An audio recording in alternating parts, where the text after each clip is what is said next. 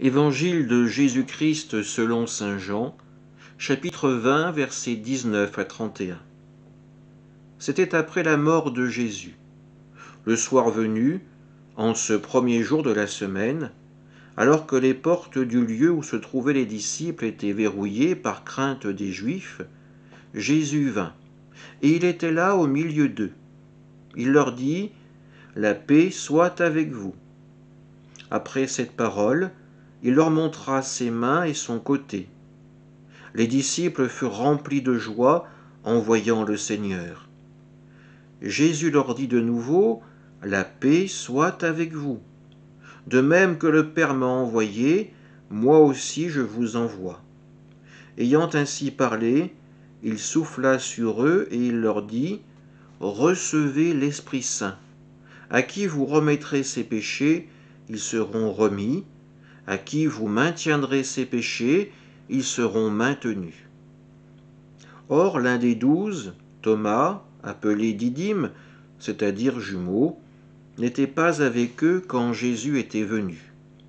Les autres disciples lui disaient : « Nous avons vu le Seigneur. » Mais il leur déclara : « Si je ne vois pas dans ses mains la marque des clous, si je ne mets pas mon doigt dans la marque des clous, si je ne mets pas la main dans son côté, non, je ne le croirai pas. » 8 jours plus tard, les disciples se trouvaient de nouveau dans la maison, et Thomas était avec eux.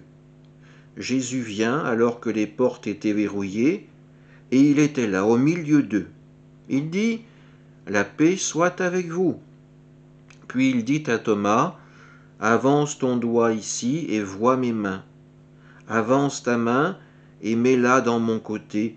Cesse d'être incrédule, sois croyant. » Alors Thomas lui dit : « Mon Seigneur et mon Dieu. » Jésus lui dit : « Parce que tu m'as vu, tu crois. Heureux ceux qui croient sans avoir vu. » Il y a encore beaucoup d'autres signes que Jésus a faits en présence des disciples et qui ne sont pas écrits dans ce livre. Mais ceux-là ont été écrits pour que vous croyiez que Jésus est le Christ, le Fils de Dieu, et pour qu'en croyant, vous ayez la vie en son nom. Acclamons la parole de Dieu. Nous fêtons aujourd'hui le dimanche de la Divine Miséricorde, et l'Évangile tourne autour de ce personnage que nous connaissons, le personnage de Thomas, celui qui exige de voir et de toucher le Christ ressuscité pour pouvoir croire. C'est cette scène qui nous est offerte aujourd'hui. Jésus est apparu à ses apôtres en l'absence de Thomas. Celui-ci refusera alors de les croire et lancera comme un défi à Jésus, qu'il apparaisse et que Thomas puisse le toucher. La parole de Thomas sera entendue et Jésus se manifestera une nouvelle fois aux apôtres en présence de Thomas. Jésus reprendra ses paroles quand il l'invitera à voir ses plaies et à les toucher. Thomas prononcera ces mots : « Mon Seigneur et mon Dieu. » Thomas ne posera pas la main sur les plaies du Christ, mais il aura eu besoin de voir pour croire.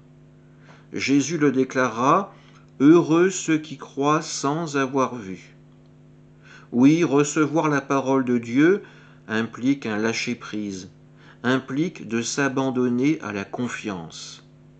Or, nous sommes dans une époque où le mot même de confiance est galvaudé, méprisé. Dieu n'a pas besoin de garanties, de contrats et de clauses.